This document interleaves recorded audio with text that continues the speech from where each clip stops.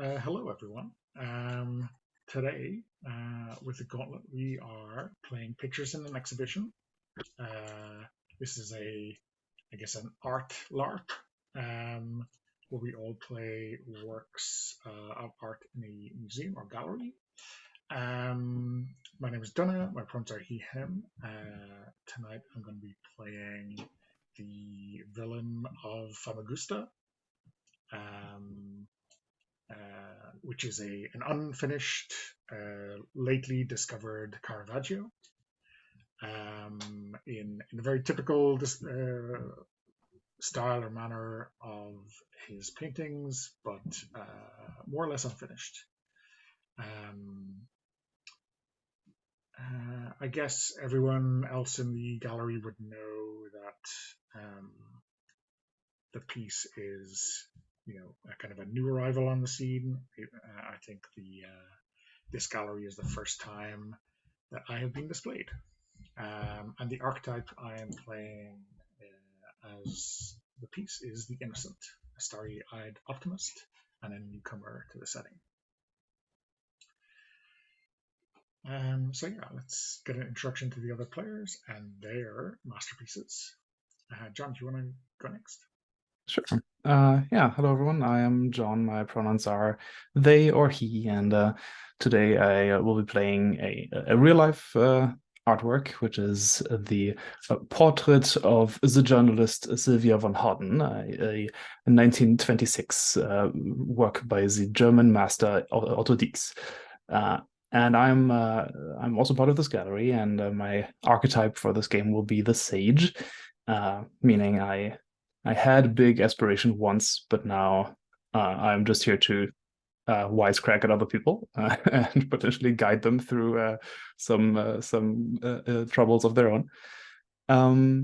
Yeah, and my big complication that I still haven't quite figured out is why my creator had to draw me with such a strange, unreadable expression somewhere between pride and disgust, maybe, that I still haven't quite figured out how to deal with on my own.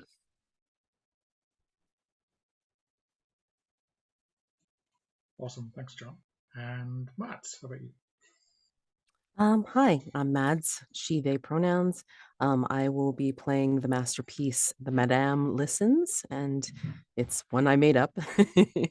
I am using the archetype, the orphan.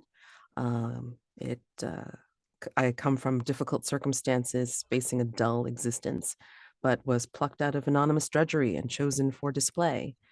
Now I seem to be an admired part of the collection and getting some attention, but still feel a little bit out of place. Would like to please and fit in with the group. And I guess part of the reason why I'm in a pride of place, I suppose, in this gallery is because the brush strokes and colors are like a vivid clarity. So it's like being with somebody real in attitude of listening, and the visitors like that, so they'll actually talk to me and tell me things, because I make it seem like there's somebody there paying attention. And yeah, the complication is that I have fallen in love with one of the visitors, one of the regulars. Awesome. So yeah, we at this stage we add a little bit of extra to the complications. So I'll start again. So my complication is I'm unfinished.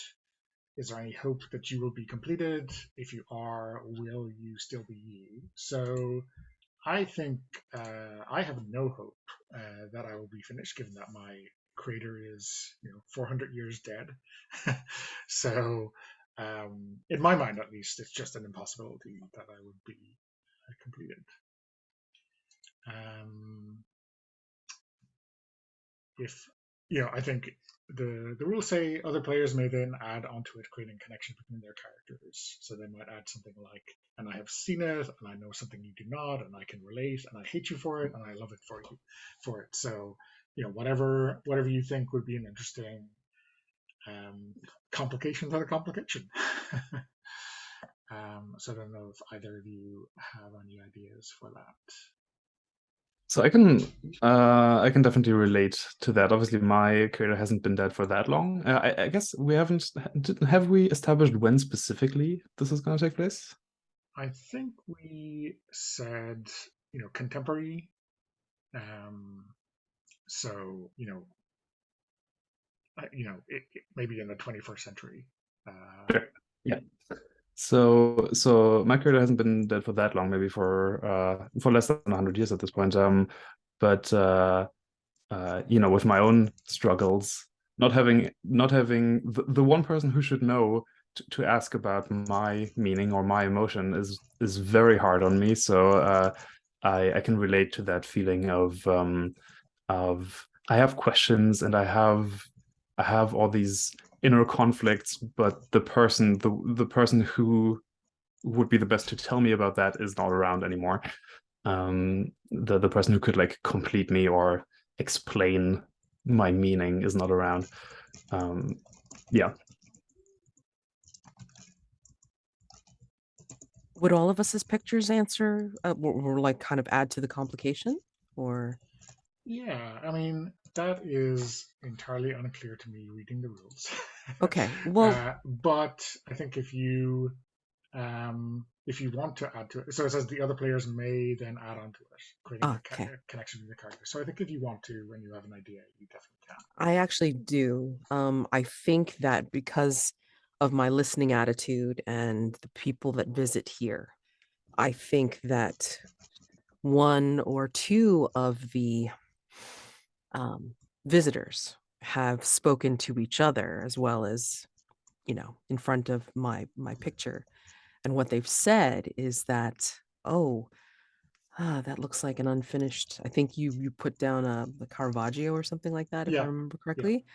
And I think they are versed in that style or that artist, and they're saying it's like, I wonder if there's like previous brush strokes and paint underneath one of the other sides of this painting, and in which case it's like, we'll never know, to see what else was there in the painting with you. But it's like, I know that there is something that could possibly be under some of the layers of paint to help finish your painting. That seems very likely, knowing Caravaggio. Exactly. Okay, excellent. Yeah. John, do you want to? I know we've heard about your complication already. Do you want to answer a couple of the questions about that complication, and we'll add to it? Yeah, sure. So just as just to repeat that point, so I'm painted in one particular emotion, but I'm still not sure what that emotion is. I've overheard it given various interpretations, but so far none of them have been quite right. Supposedly this emotion is all you can feel. It is who you are. And then the questions are, but what is it? What are you, or what am I? And can I be something else? I think my main issue is that this whole question and this whole inner conflict makes me very frustrated, but I have in this weird meta kind of way, I don't know if that frustration is the actual emotion from the painting or if that is just me not being able to figure out the emotion from the painting. I don't know if I am doomed to eternally be frustrated at myself, or if there is something deeper that I just haven't unlocked yet, that might show me some kind of new side of myself. Since again, my creator isn't around anymore, and also the person who I am a portrait of isn't around anymore. So that makes it pretty difficult. And I think so for the question of can I be something else, I think I would. My hope is that I can, but I don't know if that is actually true. I don't know if the rumors that this is the only emotion that I'll ever be able to feel, that if that is truth or just a myth.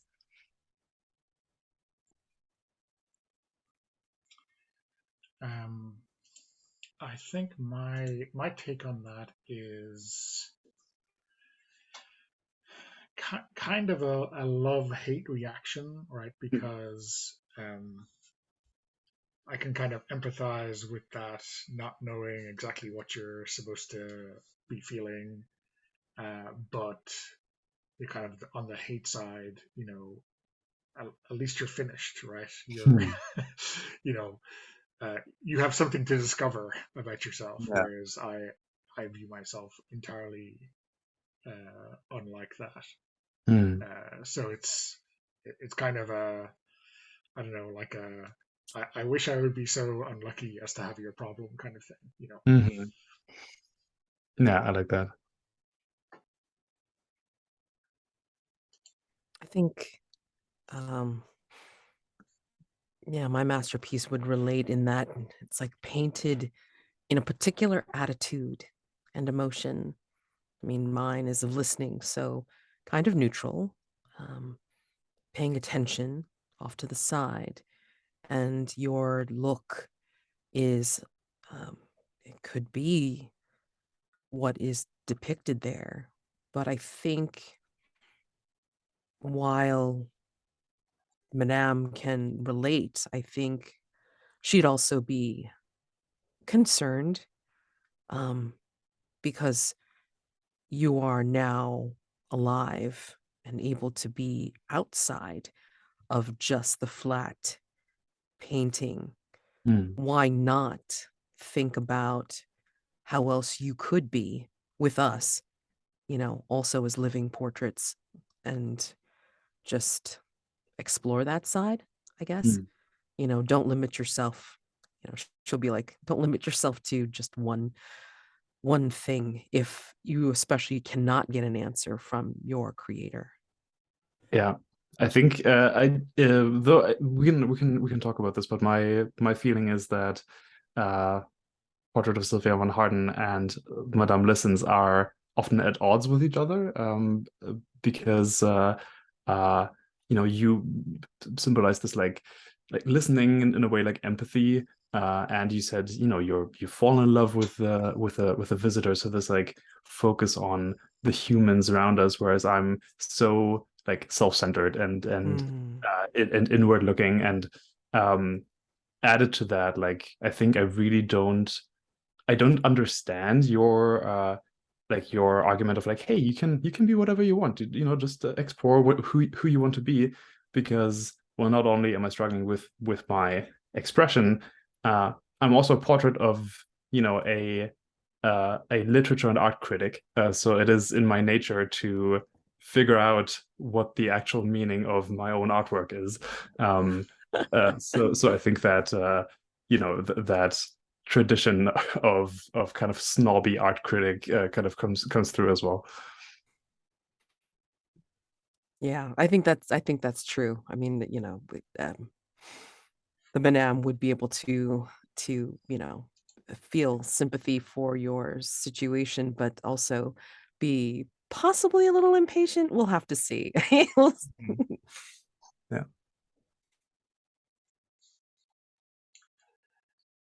Okay, and Mads, how about your complication? Yeah, so the basic complication is that Madame has fallen in love with a regular visitor. He, like many of the visitors here, will pull out these little rectangles, and sometimes the rectangles flash, even though they're not supposed to.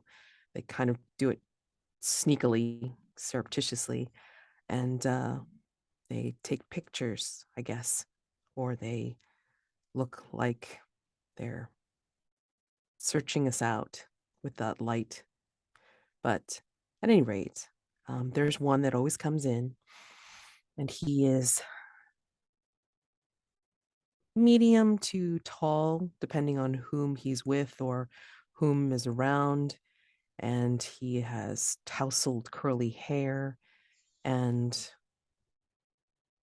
looks like golden brown eyes, because he will come up close to my picture and sometimes talk, sometimes tell me how his day is or what he's done.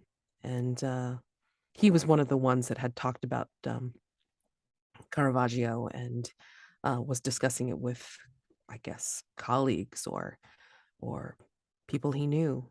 Sometimes he comes in with the same female, and they'll look at the paintings and enjoy them. And yeah.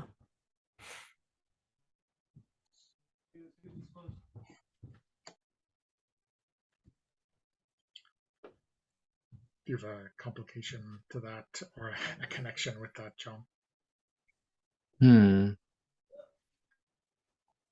I think. But how does the Madame feel about this whole thing? Like, is she?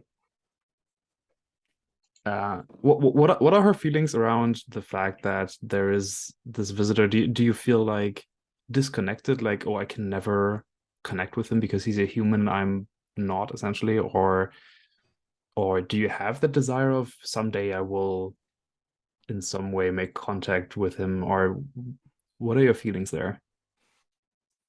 So, as I put in the keeper, I think that I woke up when I was brought to this particular gallery. Something about this place and the pieces here, besides you all, that provokes vitality. And I was displayed before in a private home in what looked like a very well appointed apartment. I mean, just beautifully decorated and just very sumptuous. And only select people were able to see me on a particular wall in a particular corner of this place.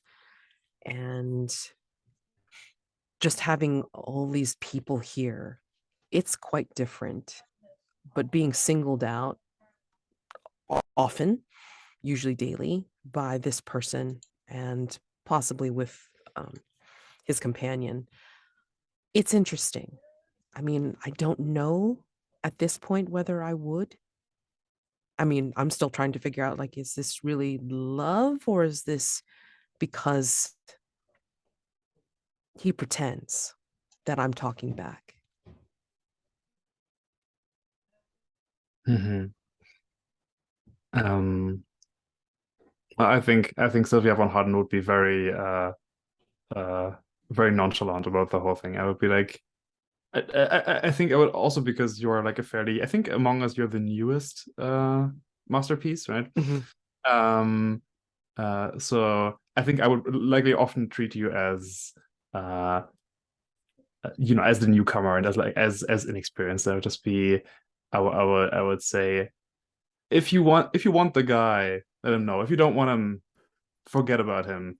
I don't know why you're making this such a big deal. You don't need to overcomplicate things. Very much not empathetic at all Of course. to your struggles. Sure. Yeah. So yeah, I think that is like my main thing there is, and you know what? Let's spice it up a little bit. Maybe I did, even in the way that you heard from some other visitors some interesting details about the Caravaggio painting. I think I might have heard this person, your admirer, mention something about you, away from your, like, kind of in the distance when they were looking at me, maybe. Mm-hmm. And I haven't quite decided yet what it could be, but I think so far I also haven't really felt the need to tell you about it. Okay. But yeah, well, maybe we'll leave that as a reveal for later. Sure. I'm thinking. I think maybe whatever this visitor says to you. Yeah, I haven't heard what they've said to you, but they say very similar things to me. You know, and I have no idea what's going on with this guy. I don't feel any connection with him because of the things he's saying. So I wonder exactly why the madame is taking it so seriously. Have you told me that you think it's similar? No, I think that's I'm staving off that awkward conversation for when it absolutely must happen. I'm just quizzical about the whole affair, Right. to use a word.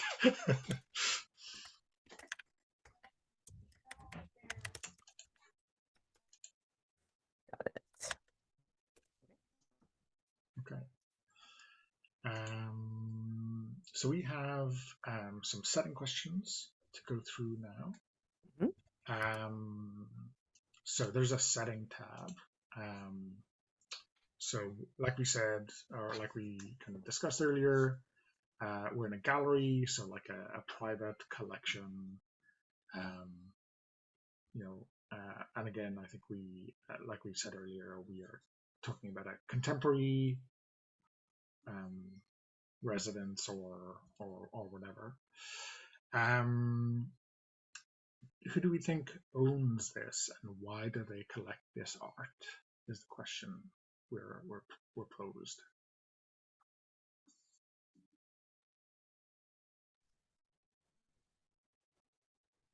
Maybe it's this month's theme, or not month. I mean, like just for however long we're here. There's a particular theme of people shown in this gallery. And it doesn't matter necessarily from what time period, it's more of what appeals to the person who owns it. That's an interesting idea. That immediately kind of conjures up with this like idea of is the owner of the gallery is this their way of like connecting with or kind of exploring the depths of human emotion? Are they alone? Like, are they very like lonely and have a particular like focus on buying these artworks of like people in different situations with different emotions, with different histories, to kind of connect to that in some way? I mean, I like the idea that we are kind of like a buying or an acquisitional reflection of the owner's kind of current life crisis, and that could That's last, awesome. Yeah. months or years or whatever. Who knows? Yeah. Um, But obviously has been to many different places because, I mean, he's acquired, or she has acquired, an unfinished Caravaggio and this painting of a specific journalist, like in the French style, I imagine. Yeah, I mean, and then like a modern piece of photorealistic art and such. So Do we think that the owner is maybe more of like an eccentric hermit type of one? Like, do the visitors even know? Like, have the visitors ever met the owner, or is the owner in the background and kind of their staff takes care of the gallery?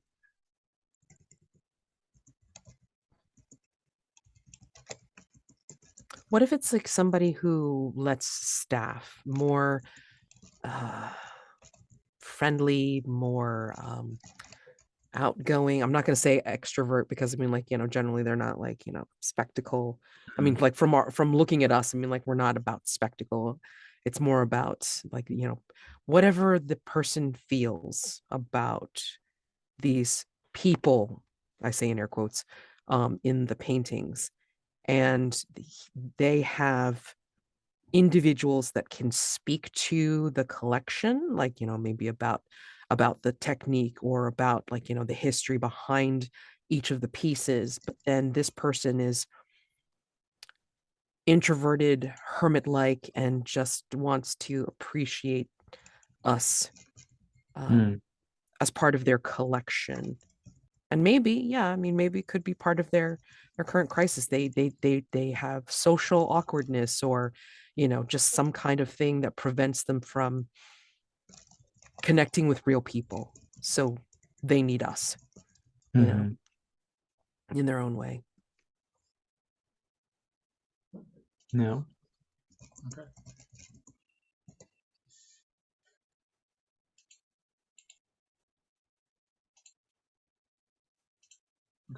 I'll put in that note, I think, to summarize. And then we each take a moment to write the description plaque under another piece in the gallery. So I don't know whether we want to do it like in kind of character keeper order. So you choose which masterpiece you're going to write about, and then you got a space to write about it here.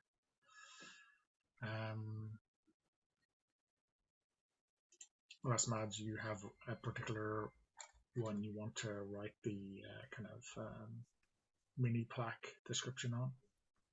I can write a blurb about the Caravaggio, the unfinished Caravaggio, sure. Okay. And I guess that means, John, you're writing about the Madame Listens, and Sure. I'll write about the portrait of journalist Sylvia von Harden. Mm-hmm.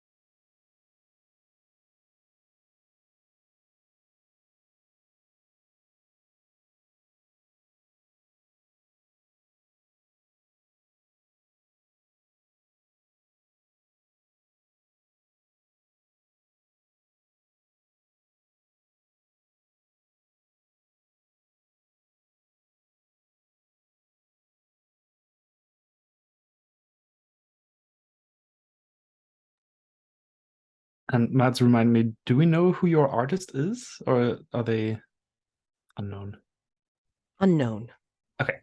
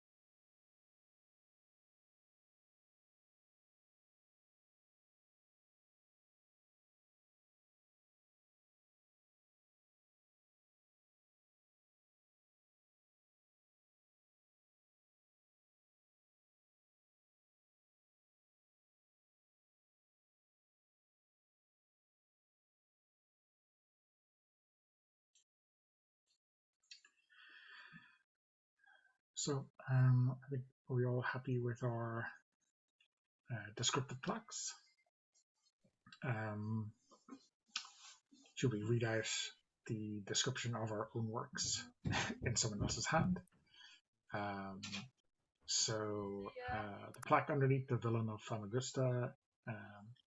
This unfinished work is notable in Caravaggio's signature tenebrism, the violent contrast of the dark mask and the pale face of the villain in this piece, highlighting the sinister intent from the shadows.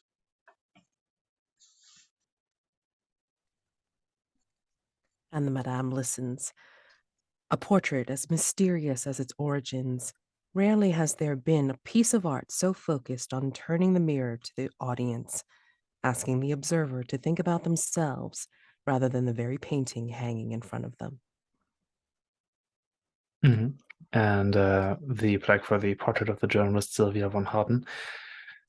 At the eve of great cataclysmic change in the world that no one could have foreseen, wonder what thoughts and emotions they struggle with and wrestle with your own pivotal moments.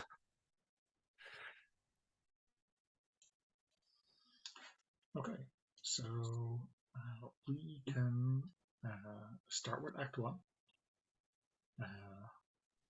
So let me read out the introduction and then begin play. A gala, one of many, has just ended. The last of the guests have filtered out.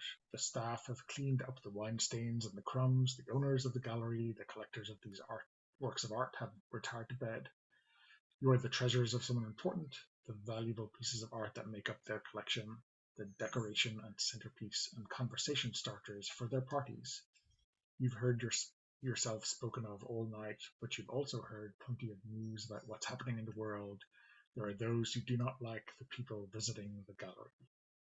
You hear the clock strike 11.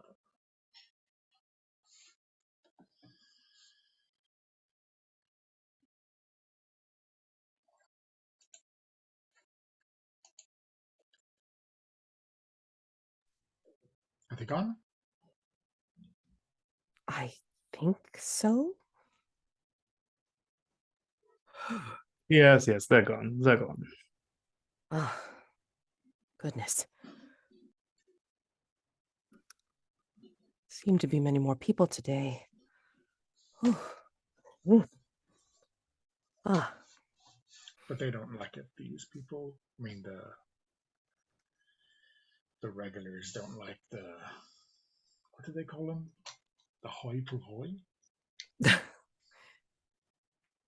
Interesting vocabulary. Well. It's fine.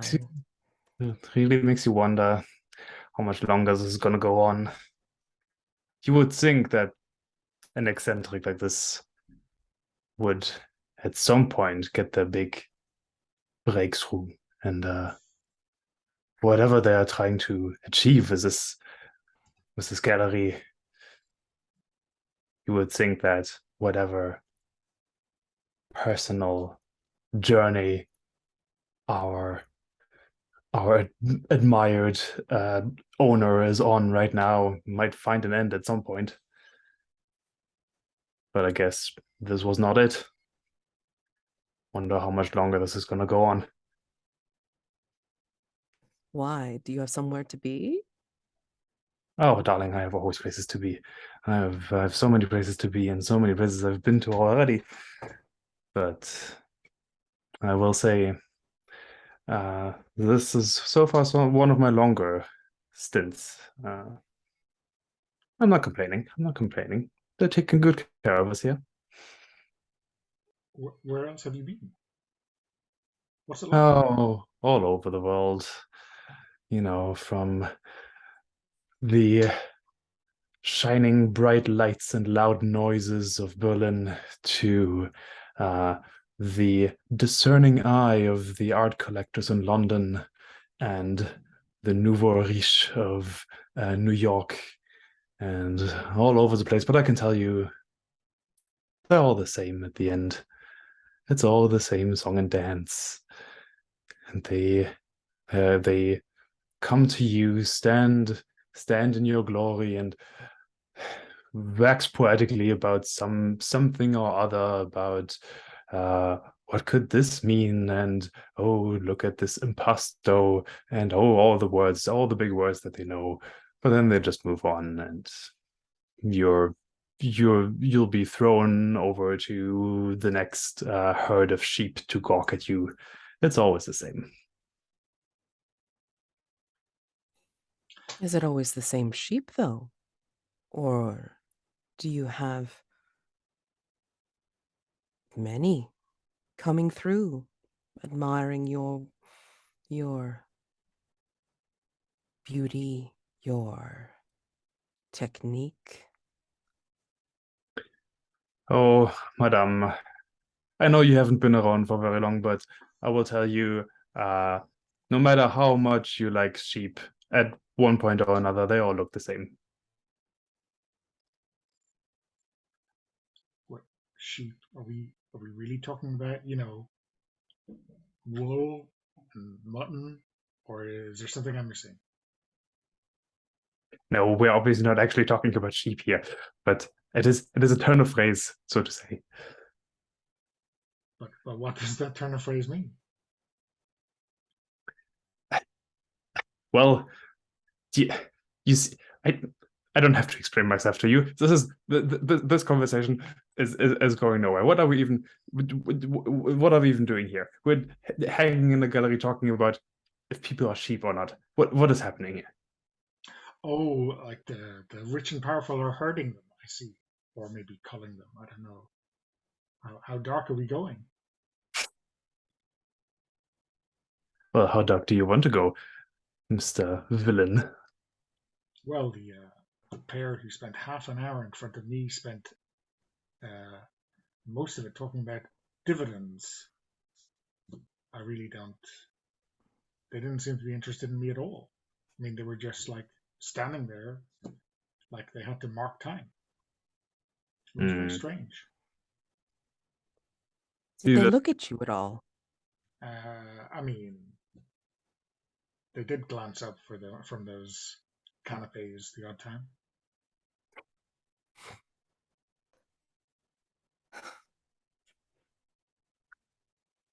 What about you? Whereas I had some have the canapes in their hand with a glass of wine, and they would look and they would say something, and some would actually wonder what I'm looking at off to the side, and then others would just actually stand there and talk to me like they normally do. Sometimes it's interesting. Sometimes I guess I find out about their day. They don't seem to have anybody else to talk to, even though there's so many people here. It's very odd. And what about your star-crossed lover? Has he been back yet? Can't say star-crossed. He just comes and visits and sees me regularly as I see him. And in a way, I'm glad he doesn't know that I notice. Maybe it's more of admiring him from afar rather than enjoying his company. We are the ones who should be admired. I really don't understand your infatuation with that person.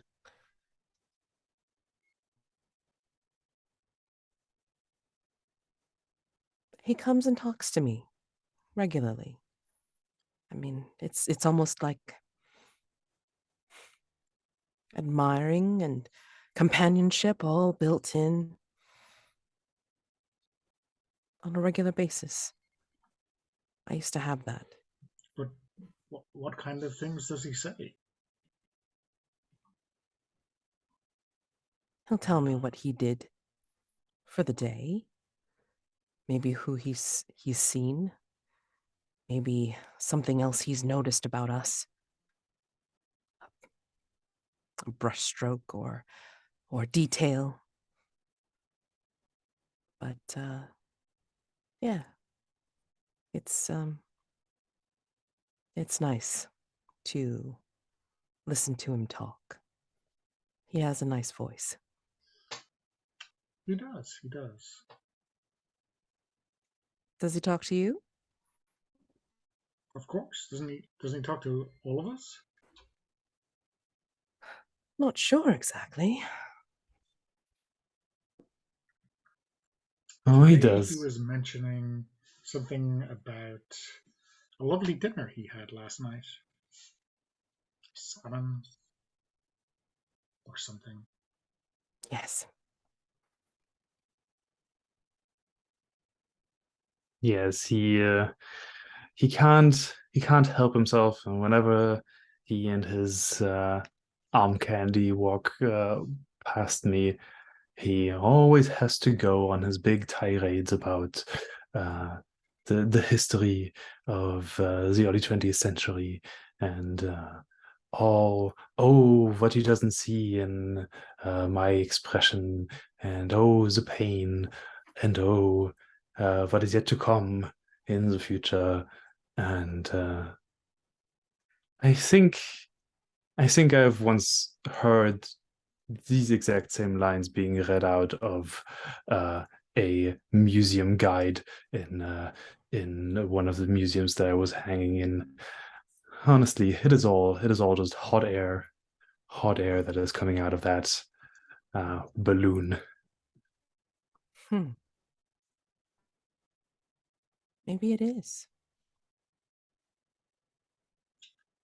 But then why come by many times, quite often, if you're going to say the same things over and over again?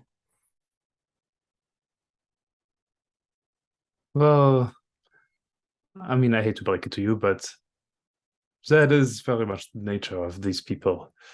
Who knows if it is to impress someone or to strengthen their own feeling about their own identity, making their whole expertise around these things a part of their personality, thinking they can only be truly themselves if they rattle off all these facts and all these interpretations. Who even knows? Who even knows what's going on with them? Who even cares, to be honest? Are you critiquing them now, too? I've got to kill the time somehow. You're so bored of critiquing us that now the visitors are categorized and classified according to their needs and wants. I'm telling you, it would be a lot more interesting if there was any kind of variety around these people, but they're all the same at the end. I wish if we could just maybe they could take us overseas at some point. I'd love to see what folks in maybe another part of the world are up to. I've never been to Australia. I heard that has an interesting art scene as well. Really, anything to get away from these people. But if they're the same everywhere, Berlin or London. Well, I suppose I do have a shred of hope left for some diversity, something else out there instead of the same thing every day. Well, it would be nice to go somewhere new, or to see some new people, or to have different kinds of canapes. Or does that speak to the type of person that likes art, such as us?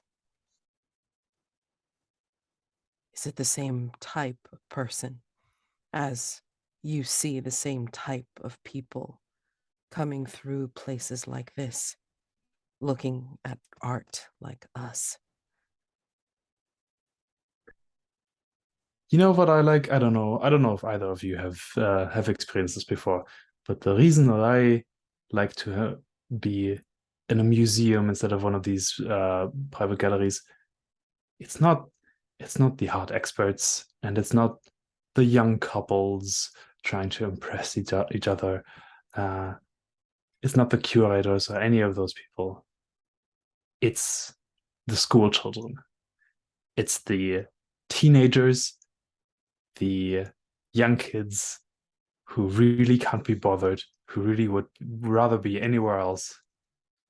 That is where you can find true inspiration in the way they look at you. Because if one of those kids who would really do whatever it is that kids up to nowadays, I have no idea, then be staring at these artworks. If you can get one of them to actually look at you and really look at you, that is a fascinating feeling. How do you do that? Well, it's in our nature, I guess. I suppose we all have our own pull on people. Who knows if some fan of a uh, a literature hero of some kind, or a movie villain of some variety might walk past you at one point, villain, and look at you and see their own favorite villains from the tales of their childhood in you. There's a lot that can happen there. But you mean like we can't do anything? It's if they choose, if they find a connection, it's not something we can do then. Yeah, that is the nature of the beast.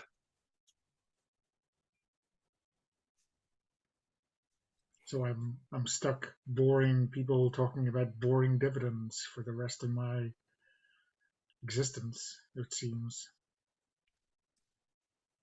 Not for the rest of your existence, just until the owner is done with whatever they're going through right now and are selling you off to the next gallery. And all you can do is hope that that's going to be a more interesting place than whatever this is. I mean, at least there's more people. I mean, where I was at, it was just only a few. Seemed to be living quarters of some sort. Someone's apartment, I guess. And lonely little corner in a lonely little place. Less traffic, I guess, and more emptiness there than here. At least, again, there's regular visitors, not just the one that usually comes by, but also others like this for parties or exhibitions. So this seems already more interesting to me, at least. I'm not as well traveled as you, but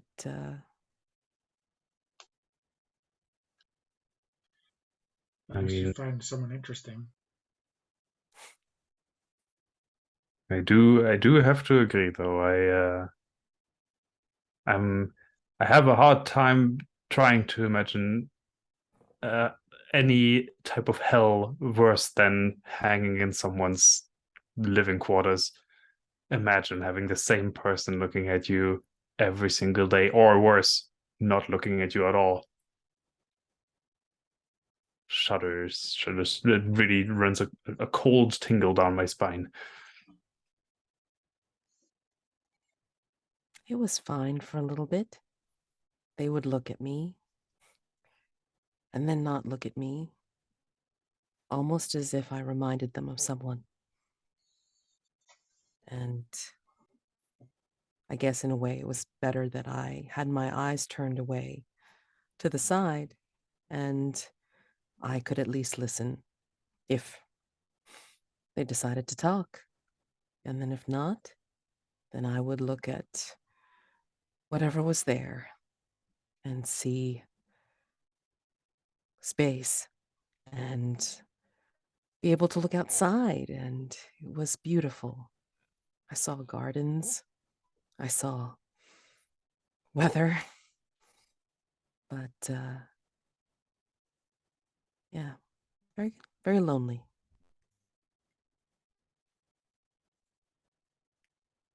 I totally cannot imagine.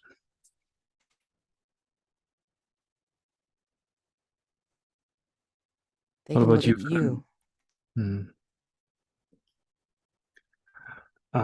Villain, what about you? I heard there was talks about some art historian or another wanting to come by and take another look at you. Has that happened yet?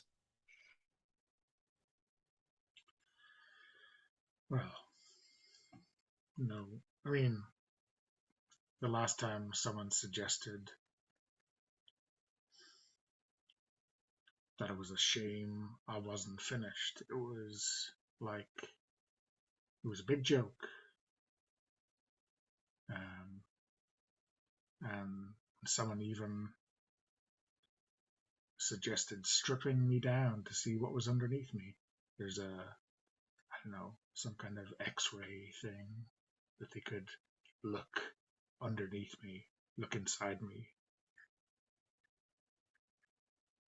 Truly, that is. I would tend to agree. That is one of the best ways to get down to the truth, is to shed yourself of all these trappings, to strip naked in whatever way you can. You should consider it. To be destroyed. Oh, not destroyed, not destroyed. Just undressed, in a way.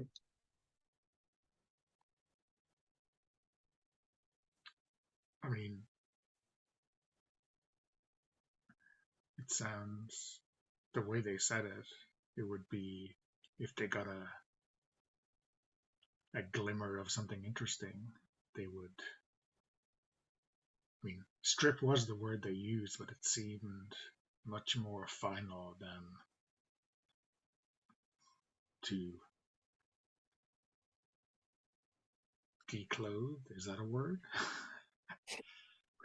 Well, okay, let me ask you this then. Do you think, let's say hypothetically, there is something underneath. Do you think that is not you? It's obviously not me. I So mean, do you think that you are hiding someone or something else? I thought of it like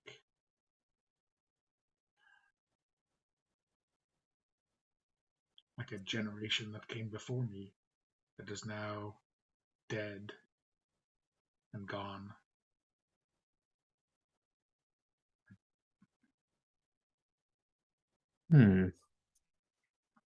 But A true villain you are.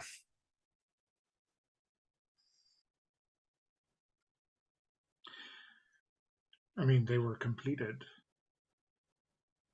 So maybe it would be better if they destroyed me and brought something forth that was whole.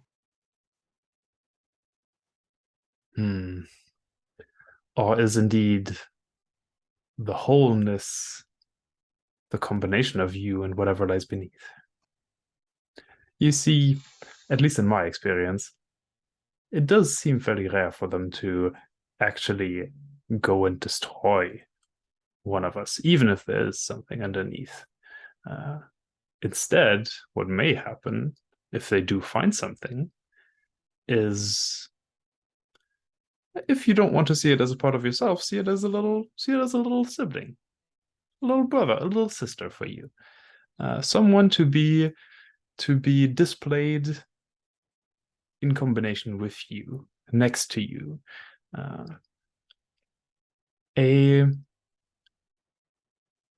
a kind of addendum to you, maybe a coda if you want.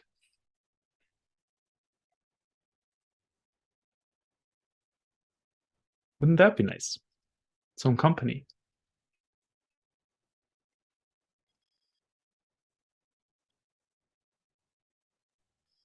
Where you're Is there mocking me talk of now. restoring you? No, of destroying me and revealing what is underneath.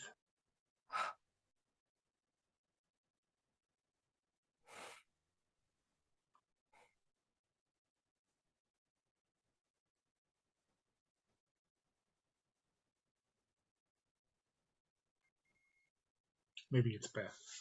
Maybe you'd prefer that, wouldn't you? Someone new to make fun of.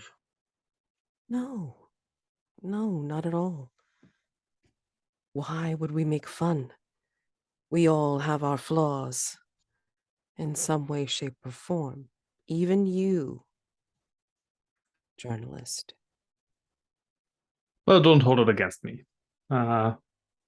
It was not me who I did not make this decision to be the way I am, but here we are. I do think though you're looking at this way too grim of a light, villain. You truly are. I think there's a lot of potential there. A lot of I know we've talked about this before, but I just want to reiterate. Truly, seeing yourself as unfinished, that's where the juice is. That's where the heart and the lifeblood of us is. Unfinished. It has so much potential. Finished. It's so final. There's nothing else happening anymore.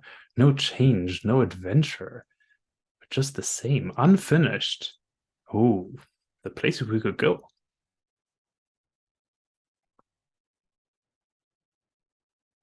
I guess you represent a mystery. Knowing that there might be something underneath just means that they're going to contemplate you even more in service to the style of your creator and wonder what did he consider before making you? You are his creation that perhaps was in a state that he wanted to capture forever. He didn't paint over you.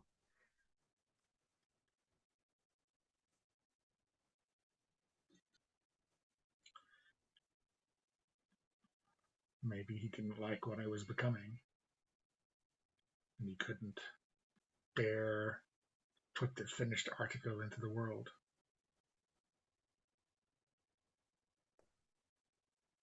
I remember seeing someone who had, I guess, a sketchbook. He didn't have his little flashing rectangle like everyone else. He brought in what looked like a little book that he was drawing in and copying us and the other pictures when he was facing, I believe, the journalist.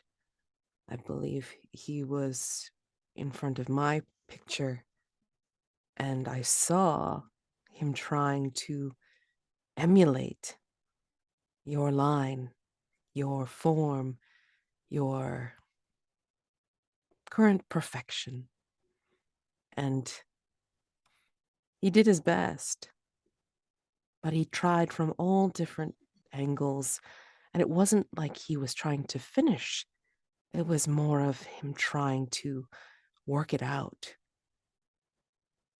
And he went on to the next picture, sometimes not even finishing the sketches that he made. Maybe that is the only flaw, perhaps, is that your creator had moved on to another piece and then lost presence of mind to continue. I've seen that happen.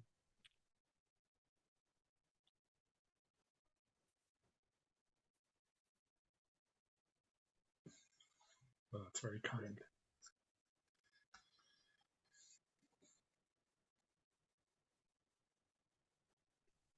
Well, these humans are such frail creatures. Who knows? Who knows if you might have always been the one that you wanted to come back to and finish. See, again, there is potential in these stories.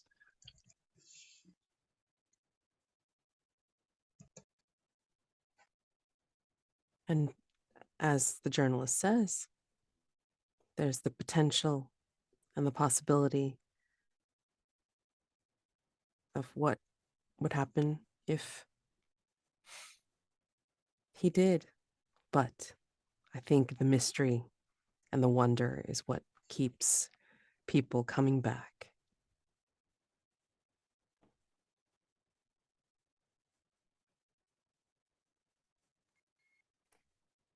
Okay, I'll stop the recording. Okay, so we're ready to move on to Act 2. Let me read out the blurb. The parties continue, and you're just as valuable as ever. You must be, because early this evening, something terrifying happened. Someone broke into the gallery. Maybe it was a brick through the window, or maybe it was a key slipped into the right hand. Someone from the outside world invaded the gallery and attempted to steal one of the pieces, and they seemed to know exactly what their target was. The thief was caught and stopped, and you heard raging about them, the same ones who you've heard of before, spoken of with derision at galas and parties. Who did they try to steal? Why do you think they did it? What might have happened had they succeeded? How is the owner of the gallery going to keep it from happening again? Everything is finally quiet. The grand clock in the foyer strikes 11.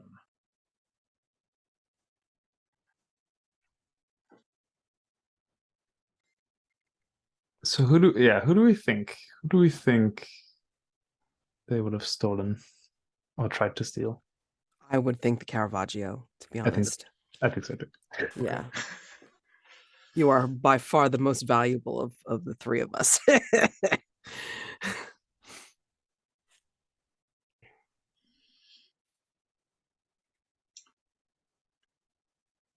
I think the security guards have been brought in, and we see a very, very, what's the word?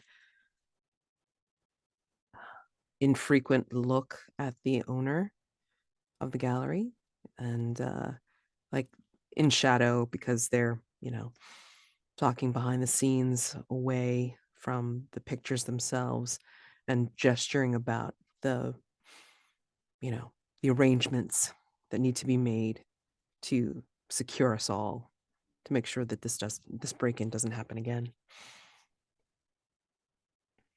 But are you all right?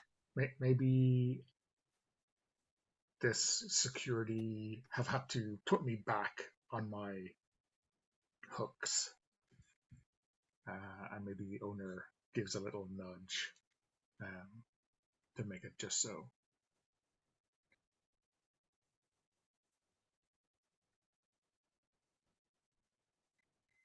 Do we want to or need to establish what this person looks like? I don't think it's necessary. Okay. Yeah. But again, I guess if anyone wants to add some details into the conversation, go for it.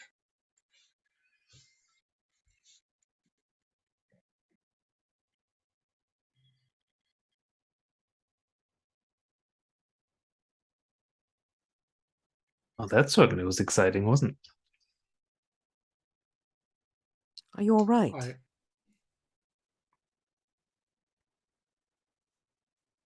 Yeah, I think so. I almost got to see outside. Potential for adventure, I've mentioned it before. See, you're not just some unfinished, unloved piece. Like, you're the one who they came to steal. I'm jealous, if anything. But you've seen all the places I could have ended up. Oh, I've seen a lot of places where you could have ended up. I haven't seen all of them.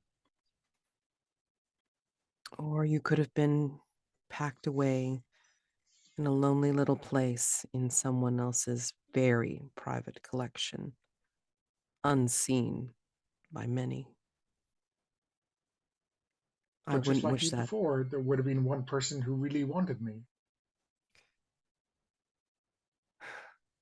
Yes, but I don't know. I think, as the journalist says, day in, day out, seeing the same people, if it doesn't happen every day and all you see is whatever surrounds you, it is very lonely. You at least have us to talk to. I sorry if we're not that interesting, but yeah, I mean, I wouldn't wish the loneliness on anyone.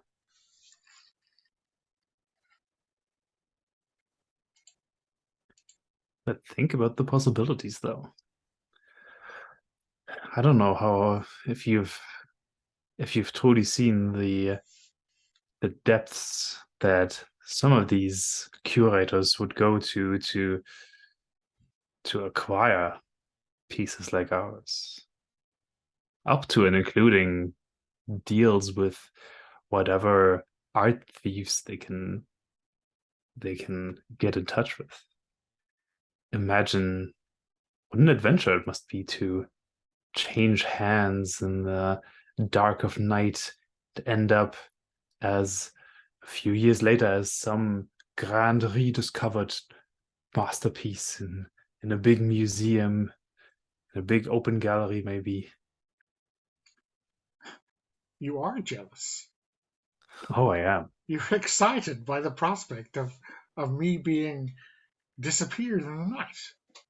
Oh, totally. I was this close to calling out to the thief myself, asking them to take me with them. But what if one of those possibilities was stealing the villain to do that uncovering of whatever is hidden, whatever was there? That would have destroyed him. Oh, you're seeing this way too bleak. Honestly, I have been to a restaurateur's office or two in my life, and honestly, these things have come a long way. I'm telling you, it's really uh, not as scary as you might think. They have all these gadgets nowadays. They shine some lights on you, and they're able to. It seems like stare right into your soul. There, they can see whatever's underneath you without even having to take off a single brushstroke of paint from your canvas. One of them drew a blade like mine, except it was what he called a Zacto blade. I don't know what that is. But he was going to cut me out of the frame, moments away from eviscerating me. Well, I won't deny there were brutes, uncouth,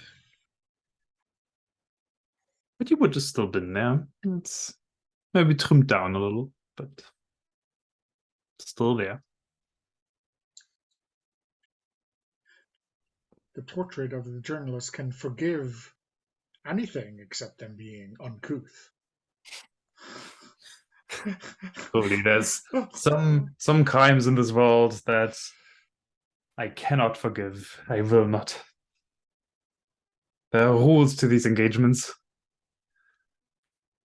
Anyway, I just. Have you been restored? Once or twice. Small things. Cleaning up.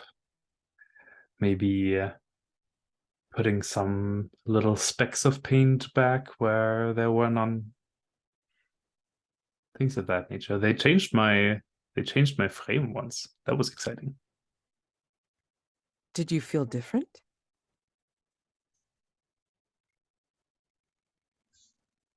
You know that feeling when you find this new dress at this boutique, and it takes you so long until you finally decide to buy it, and then it really makes you feel like a new person.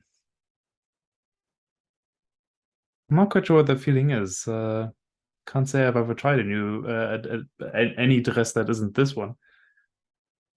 But something in the back of my head, something in the back of my mind tingles like that.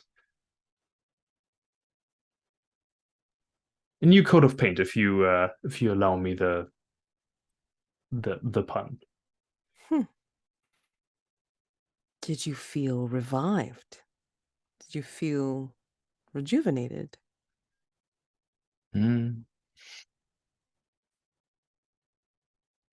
Rejuvenated is an interesting word. Yeah. I think I did. I will say this might have been at least partially due to the fact that they got rid of that heinous, terrible frame that I was in before. Truly a horrible abomination of gold, and it was heavy and dusty. And now I'm in this nice, understated, light frame. Truly, I think it brings out something in my eyes, if you ask me. I agree. But I think that is also because of the owner of this gallery. I think if we look, I think the frames are not the same, but they are fitting for the pictures that they hold. It shows a sense of harmony and taste, that they all feel related to each other, but yet different and suitable again for the pictures that they are framing.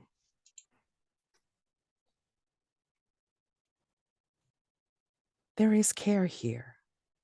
I think this person who owns this place does care, and obviously does not want this to happen again, where we could be taken brutally or ruined accidentally. And there's consideration here. I appreciate that.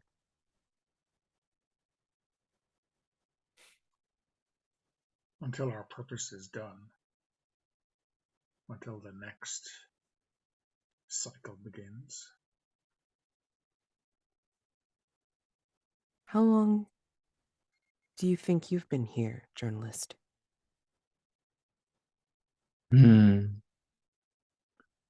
Well, I can tell you that when they put me up here, people didn't have those rectangles that you were mentioning. But not too much has changed. Not too much. Time is a strange concept for humans, even stranger for us. But I will say, villain, if it is any consolation to you, this might drive up your value.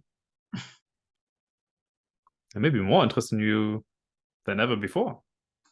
Truly, if people are go to such lengths to steal you, or at least attempt to steal you, I'm sure there must be something about you. But like the Madame says, they will just wonder about what lies beneath. This phantom twin of mine, whose return to life will kill me. Totally don't know where you got that idea from. It's such. I'm supposed to be the pessimist around here. I don't know why I need to be the one to tell you that I'm sure there's a brighter future for you out there. Honestly, there is so many people who are looking for the unfinished, looking for that tale that is yet to be told. You know, how everyone knows all the classics, but the unfinished work, especially work like yours, hidden away for so long. That's where the true interest lies, where the true mysteries reveal themselves. Do you know that fellow that comes by regularly? I believe he had brought in one of those books that looks like shiny paper, and it was pictures of pictures of paintings like you. And he was showing it to his companion and pointing out the similarities of stroke and line and contrast to her, showing how you look like those paintings as well. And there were sketches in there, I believe, as well, of those paintings, as if to show this is how the artist, the creator, conceived of their work. You didn't just spring out of nowhere. You are a collection of thoughts and ideas and technique. You are a whole creation.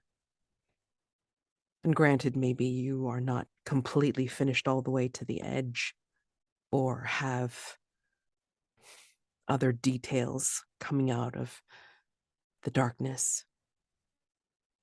I think you are complete in your own way. We can appreciate that.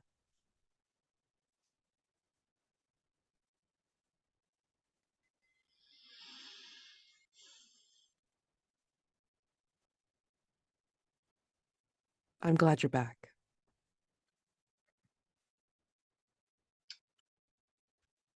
I suppose I am too.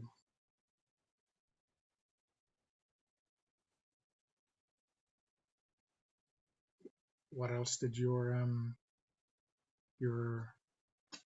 visitor have to say yesterday?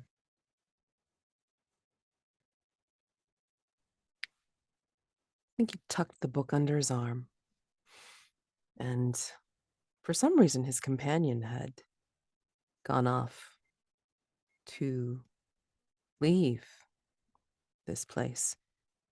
And he had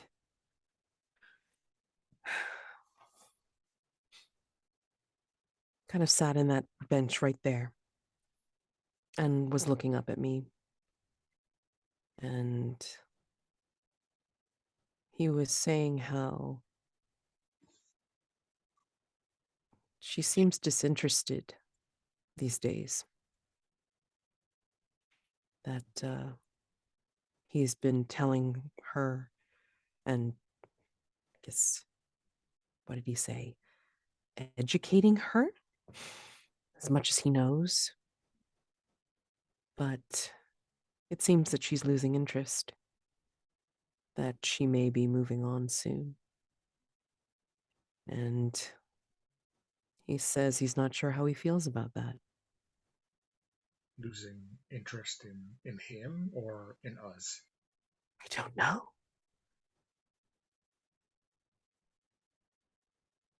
In my listening, I was trying to really pick out the nuance.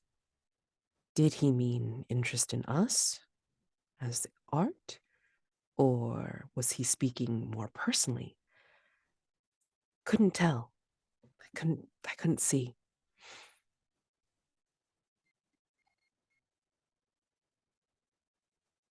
And after he told me this, he said that he had some job offer that he was excited about, and that he might be seeing us more often very soon. I thought that was odd. I mean, he comes quite often as it is. I don't know what that means. So.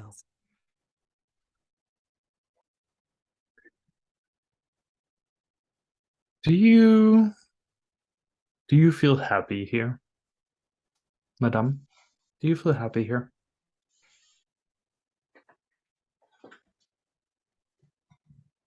Happy is a strange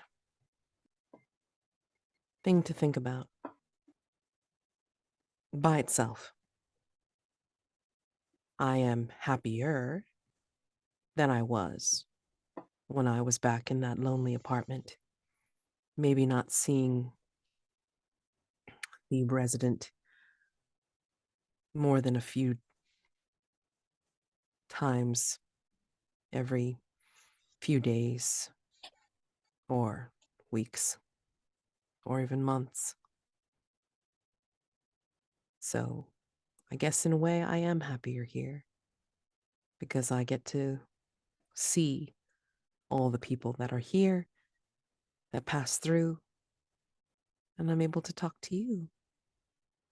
And you, villain. It's a different experience. I don't think I've ever felt as alive back there, back then, as I do here. Let me give you a piece of advice. And I know, this is a genuine piece of advice for what it's worth. Okay. Forget about the guy. Forget about the guy because he is not the admirer that you think he is. I really don't want to break your precious little heart, but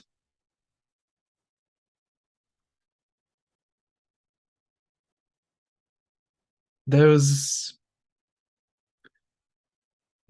something about him that you should know.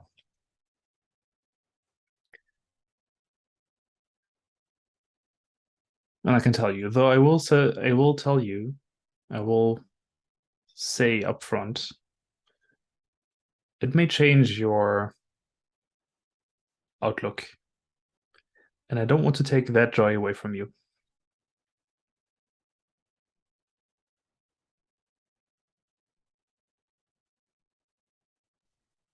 I am here to listen and understand.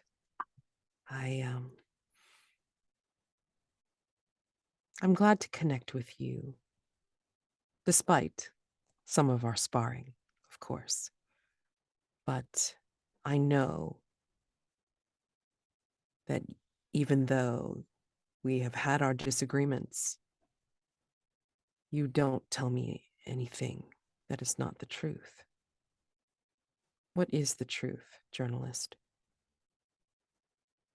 It's curious, isn't it? How it always comes back to the very nature of our beings. Well, I'm glad that you are willing to listen, Madame. That person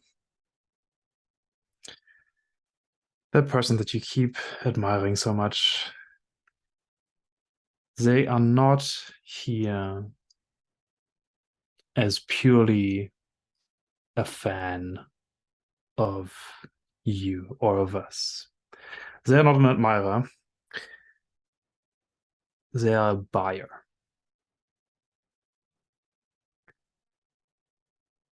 And this is my personal recommendation. If you don't want to end up in the same place that you've been before, if you don't want to end up being forgotten in some corner somewhere tucked away in someone's apartment,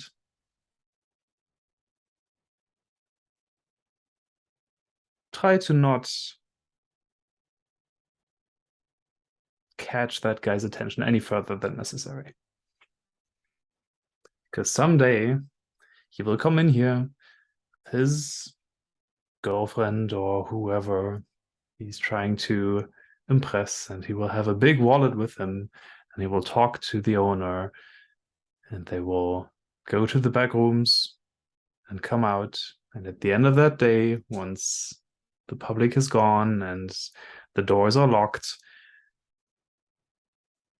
someone here, looking around this entire gallery, someone here will come off the wall and disappear.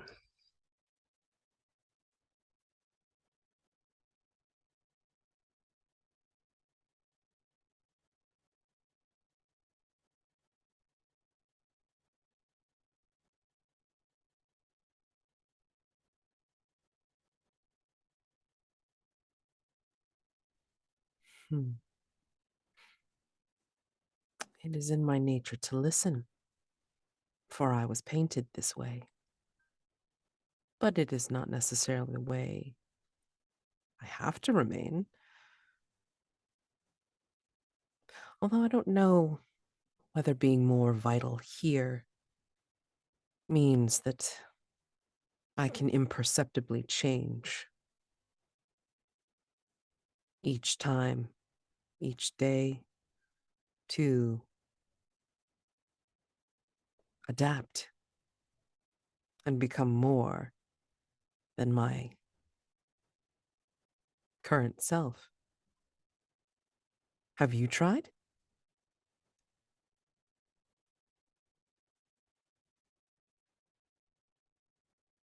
I've certainly thought about it. It's a strange thing that you bring up. Strange idea. Can we change ourselves?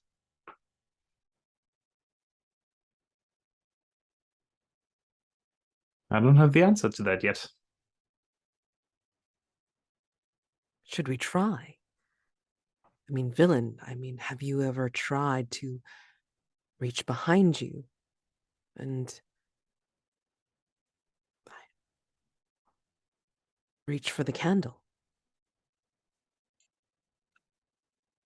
and move it? Where do you think I got the knife? It was just back here. But I mean, letting that change stay for the day. Oh, I haven't put it back. Isn't that curious? What do you mean? Like, do you not do this? No.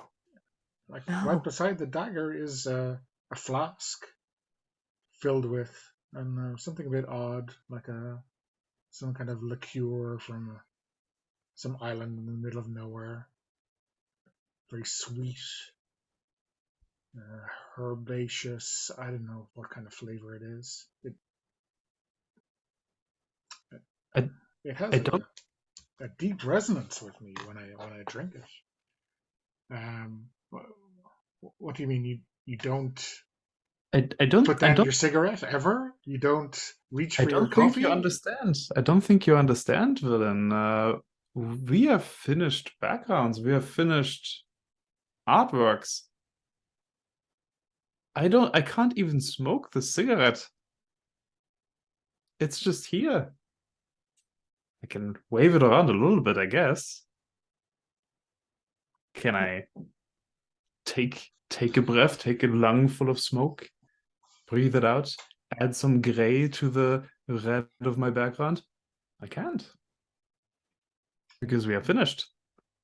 We have a fixed image that we're here to portray. We don't have the untapped potential that you have. I mean, I've never climbed out the window, but I guess I could, right? Madame, are you saying you've never gone into one of those doors behind you? You know, No. popped out of frame for a moment, Not rested your during the day. feet. Not during the day, no. Although, before next daybreak, I might move and remove my cowl. Imagine the consternation and the wonder then. I don't know. Well, I'm inclined to. Well, the dagger isn't very noticeable. The way it was laid up there. Maybe I'll take down the hip flask and put it in my pocket. See if it's still there tomorrow night.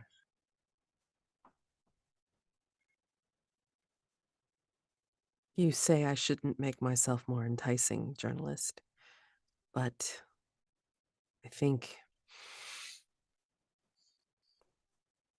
I am as I am painted. Unless I make a change, and what that change will do, I won't know until I do it and find out. Well, you have certainly put a smile on my face, and I can't say that that happens all too often. No. But would you keep that smile on your face come daybreak? Well, suppose it doesn't hurt to try. I will keep my hood down if you will keep that smile on your face. And if you will drink of your flask and move it so it no longer appears in the picture.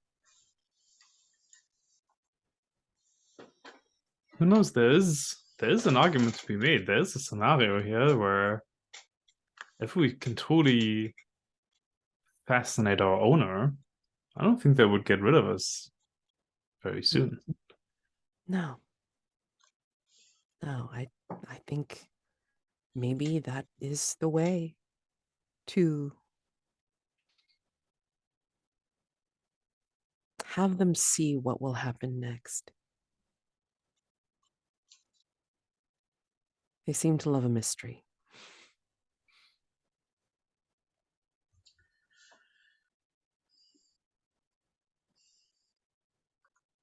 though, well, I'm game.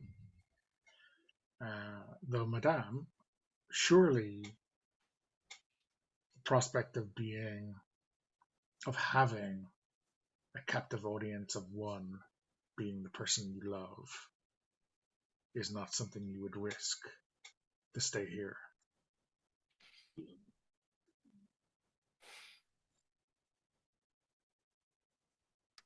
Is it love? Or is it affection for someone who seems to appreciate what I am or what we all are? I don't know. Maybe, given this, again, vitality, it's time to find out. How's this for an adventure, journalist? I'm surely looking forward to faces of the next block that comes in here.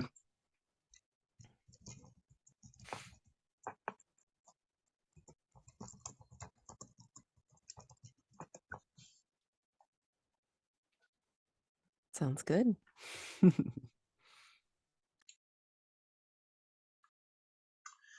So, Act 3.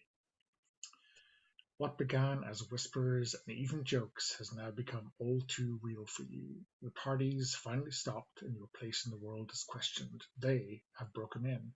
The owner of the gallery is gone, perhaps dead, perhaps imprisoned. Instead, the gallery and the house beyond is now occupied by a radically different force. You heard them talking beyond the closed gallery doors. Tomorrow they'll decide what to be done with you and all the other valuables in the house. Who is here? What do they believe? What will they do with each of you? And how do you feel about your upcoming fate? You can't hear the clock. It's already been taken away. You wake all the same.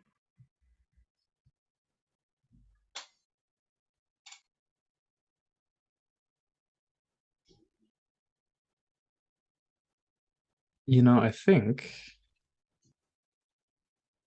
villain and You as well, madame, with your idea from last night. I think you might have saved us, in a way.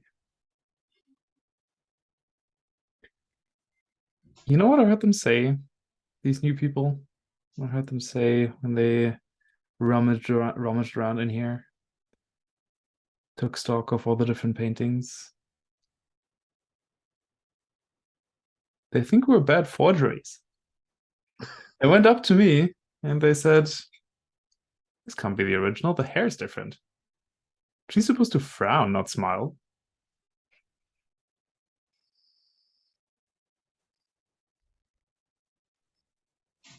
Did they say what was going to happen? I mean, not in my vicinity, but here's I can tell you my expectation, my assumption, my theory, if you want. I think what's going to happen with us is there may be a few weeks, maybe a few months of us changing hands, being in maybe a pawn shop over here, maybe a warehouse over there. But we will find our way back to people with discerning eyes. It will be a bit of a change, but who knows? Or maybe I'm completely wrong. Maybe they'll just leave us here. And whoever shows up next will decide what to do. Or they'll laugh at the owner or our old owner being gulled in by these obvious forgeries. The whole system is a joke, and we'll get tossed out into the skip onto the fire.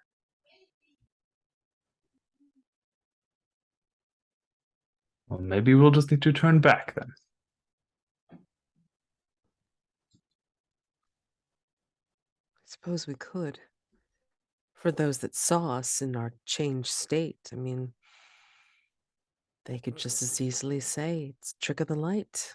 Or maybe they saw us when drunk. Or something.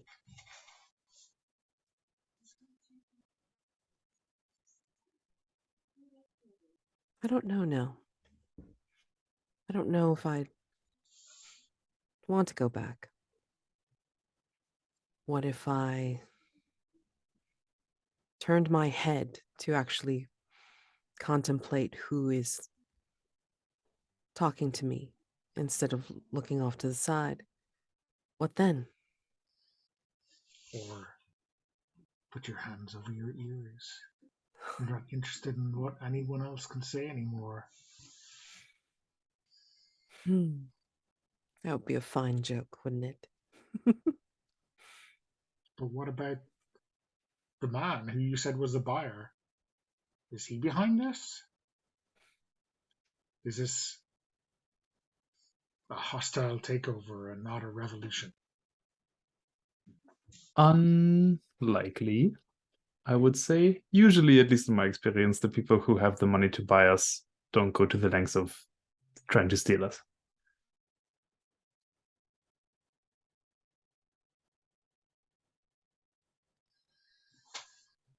But if that's the case, then we could go into private collections again. On the lonely walls.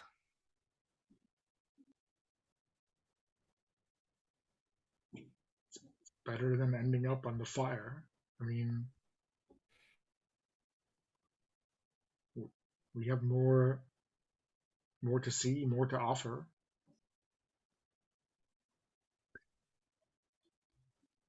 Can I tell you the story of the blue man who I've shared a space with in the past? The blue man who for the longest time was considered nothing, was considered a worthless painting by an unknown artist, hanging for years, maybe decades, in, what did he call it? A youth hostel? Apparently a place with a lot of hustle, bustle. Until somebody happened to come across this painting and figured out, I'm forgetting the details now, but figured out some hidden secret or maybe newly uncovered little detail that might connect this back to one of the great masters, not too dissimilar from your story, villain. And what ended up happening is they picked him up, bought him for a lot of money from that hostel, put him in one of these galleries next to me. And then there he was. But you know, he was miserable in that gallery. He always talked about how much he wanted to go back to hanging in the hallway of some low budget hotel somewhere, because it's the people that come by there that are, at least to him, so much more interesting than the folks who we deal with usually. It just makes me think, in a way,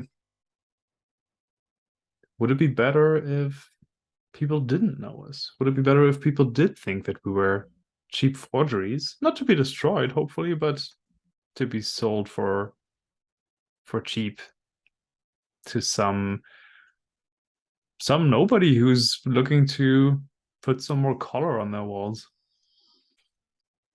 Well, you are full of color, and they should appreciate your harmony of reds and white.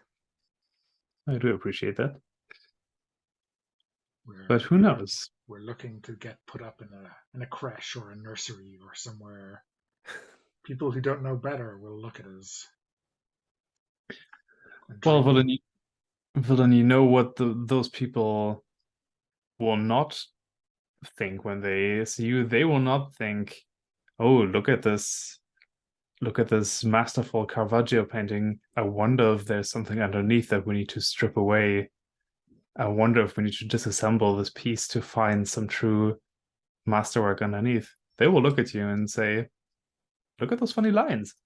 Look at those interesting colors. What a fascinating person. What an interesting little candle." They'll say, I never finished my art either. Or, I wonder what's out that window. Or you know what? Maybe they'll end up finishing you. Or they use you as inspiration to tell some stories. I remember this. It was before that fellow had come, or started to come. And there was a group of people that had come in, a bit more shabbily dressed, I think, but somehow I think they knew the owner, something. And they were talking very earnestly about a game that they were playing. And it had to do with pictures. And they each had to go to a different picture, and they would need to make a story inspired by the picture within a few minutes. And it was so interesting to watch them scribbling away, trying to come up with a history or a tale just by looking. And they kept looking. They would look down at their page, thinking of something, and then they would look back up at me or you or the journalist, and they would write what they wrote. I think the woman who was in front of your picture villain, she looked the most interested of all. She had this light, I think, in her eyes of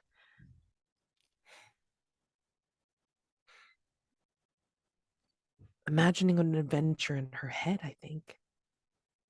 She gestured with her hands and moved her writing implement, her pen, furiously across the page, as if she was using it as a knife, as a dagger, and thinking of the things that you would be doing, I think, in this story.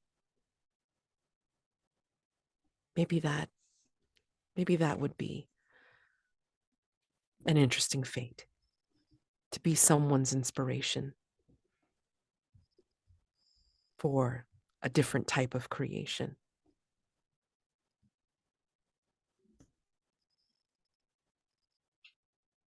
Well, what would we say about you, journalist? Sylvia has a deadline that she has been putting off for weeks now. And here she continues her procrastination until the final moment, eking out this last cigarette for as long as it takes. Or talking about the existentialism of the world. Do we exist? How do we exist? In the now? Or as it could be? Or should be? Which is it? You know what's interesting? Something that I've noticed a while ago, but never truly gave any deeper thought. A lot of people know me. A lot of people know who I am. Not many people really remember the real Sylvia von Harden. She was some German journalist, lived many decades ago. I don't think anyone has ever read, anyone who's alive now has read any of her works. They still talk about me. I don't know what that means, but I think it's interesting.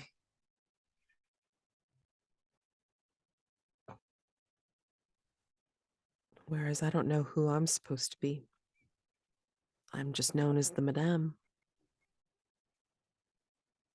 I don't know who I was based on. Isn't that maybe the most interesting way to go about things? Maybe you're not based on anyone, but that means you can be the inspiration for anyone. Maybe in someone's story, you're a mother. Maybe in someone else's story, you're a lover or a widow or someone's child or a goddess. Imagine that. I like to imagine you're listening to some street performers play on the corner. Oh, to go into your world, villain. Is it as, I wonder if it would be as mysterious and as dark as you make it out to be? Or is that for other folks' imagination?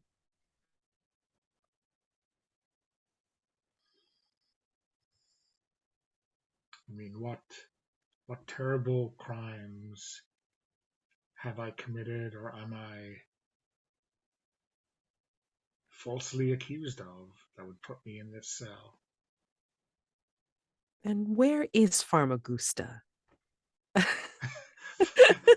Did we ever ask that question? Where is Farmagusta? It's a great fortress on the island of Cyprus. Did your homework? Someone said this a few weeks ago. Do you think there's a hero of Famagusta? Do you think you have a rival? Oh.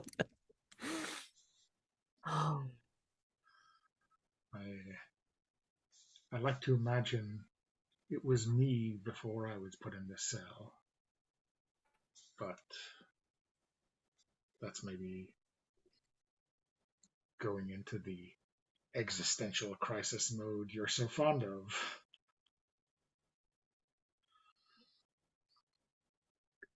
It's all the potential, all that potential of that untouched canvas. Do you see what I meant before? Can you feel it a little more? The adventure lying ahead of you? The fact that these white patches on your surroundings are not blemishes, but promises of something exciting to happen?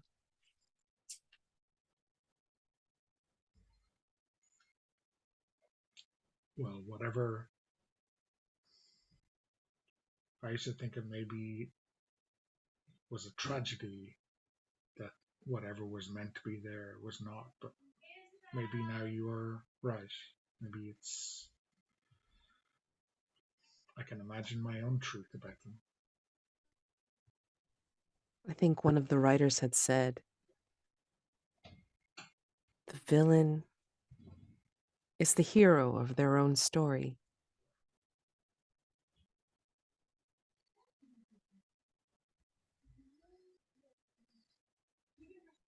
It's good to imagine. Sounds like the kind of sophistry our journalist might be proud of. You know, I don't know where we will go, and I don't know if we will go there together. In fact, chances are we won't. But I do hope that wherever you end up, we will have this conversation with whoever you're with in the future, with the other portraits and sculptures and landscapes and abstract pieces of art. I think these questions are very interesting. And I would like for more of us and more of our kin to ask themselves not only who they are, but who they could be.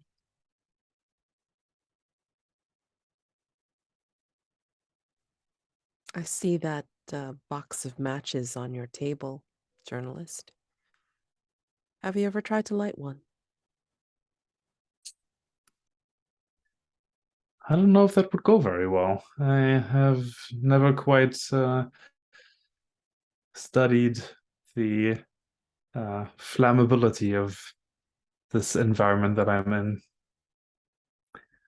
Who knows? It is, now that you bring it up, maybe it is a good little idea to keep in the back of my mind if whoever these folks are decide to put me somewhere dark and damp.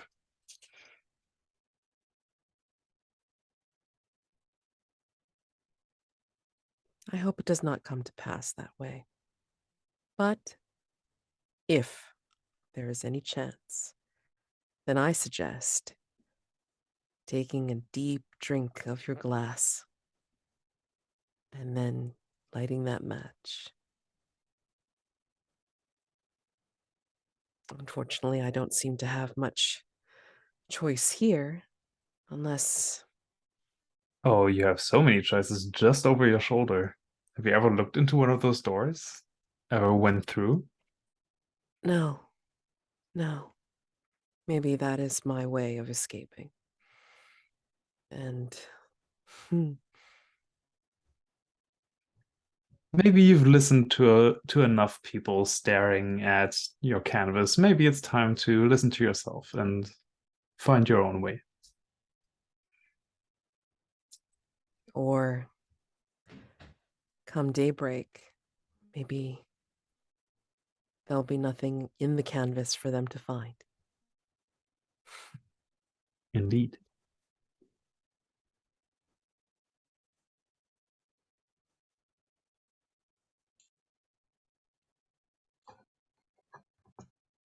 Well, I think we had a good run. I think we had a good time. And I know how weird this sounds coming from me, but I think these were some good days that we've had here. It's these experiences that make us. And let me tell you from experience, you will make many more of these experiences in the future. And maybe at some point, I will be lucky enough to have someone walk by with a new edition, a book of some kind, with little pictures in them. And who knows if there will be a picture of the mysterious portrait of the madame who is supposed to listen, but who is nowhere to be found.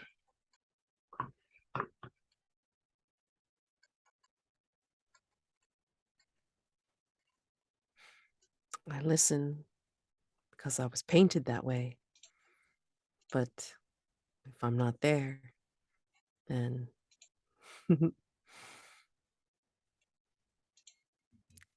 it'll be something interesting to contemplate. Villain, what will you do? You have your candle, you have your knife.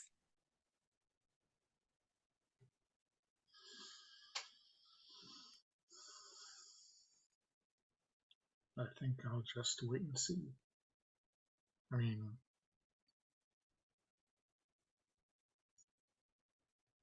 I should like to see some more of this world first, but if it comes to a conflagration, then as I bubble and boil, maybe I'll get a glimpse of what is beneath. For a brief second, my phantom twin will be there. Or maybe a whole new vista. The wall will have broken down. You see beyond your prison. Maybe there's a whole cityscape below you. Don't know.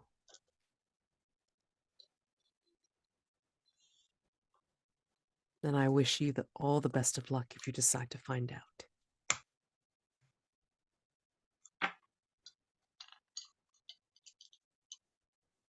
I'll shoot the dagger first, though. I don't think I'll need to escape.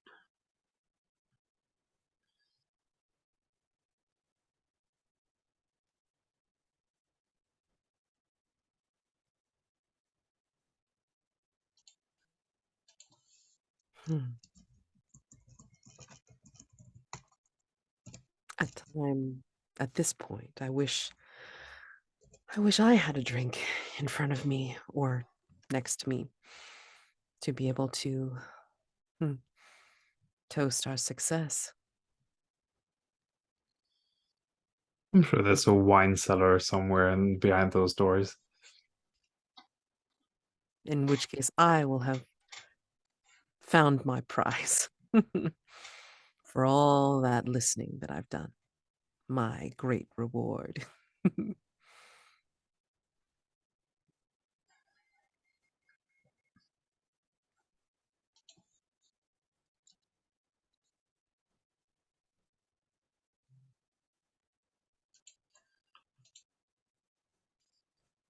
Okay, so I think that draws our Act 3 to a close. I think we'll do our epilogue, and then after that we'll take a break for a debrief. So, the epilogue. Revolution came and the world kept turning. Maybe you were sent elsewhere, or maybe you were destroyed. Regardless, it's unlikely that you're all still together. Where are the pieces now? So for this epilogue, each of us should briefly narrate in first person what becomes of our piece after the events of Act 3. Does anyone have anything directly in mind already?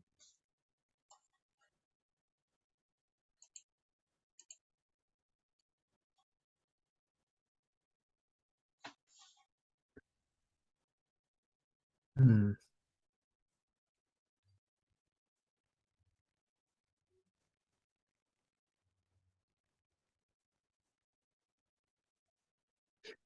I have a bunch of different ideas, and I'm just trying to decide which one to go with.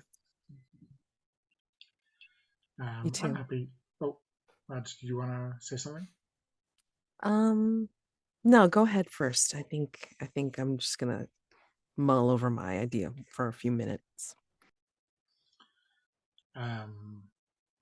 Yeah, so I think I awaken some nights later, no longer in this gallery, but in a small private home in a hallway. And I am no longer in my frame. I am in a new frame in a completely different style. But I think we see the owner or past owner in this very modest bungalow with a few small art pieces, but really only the villain remaining from the gallery.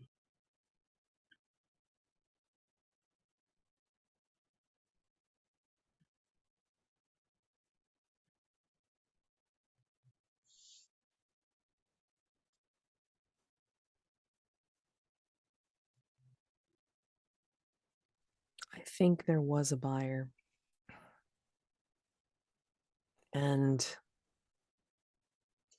the madame can see them talking with, I guess, the new owners, and pointing and like holding out like slips of paper, and they claim her and they move her back to someone else's private collection.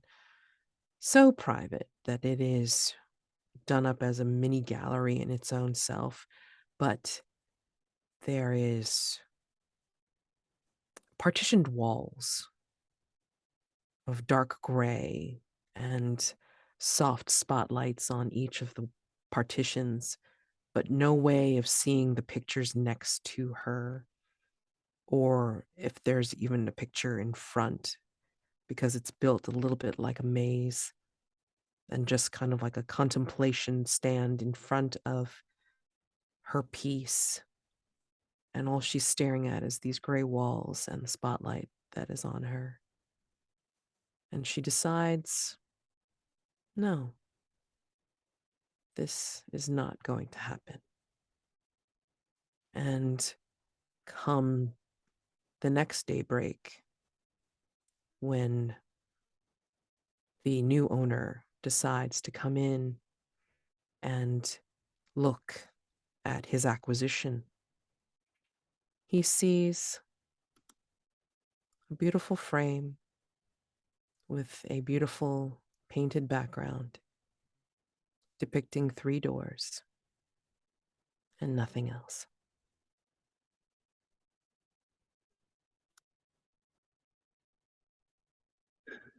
And I think I will end up in an art school, in some kind of academy. And I will be used in, for new art students as a curiosity, as maybe kind of a visual aid in one of the classes, where the teacher talks about, here we can see this interesting portrait. We don't know who it is from. We don't know the name. We generally we tend to call it portrait of an unknown woman in a green dress in front of a burning building. We can clearly see that whoever the artist was, they took clear inspiration from the late German master Otto Dix in their brushstrokes and their color work. But this is not none of the works from Dix that we know. So we assume that this is an homage of sorts by whoever painted this. But it does give us an interesting look into what it means to try and imitate some of the greats and the changes that we make to those well-known masterpieces. And the teacher says some people think that this is the person in this image might be famously the journalist Sylvia von Harden from one of Otto Dix's more famous paintings, but I don't really see it. She doesn't quite seem to match the same facial expression that we would expect from Sylvia von Harden. And the students take their notes. And so it goes every year. Okay, so I think we're gonna wrap up. I'll stop the recording and we'll do our debrief. So thanks very much for watching.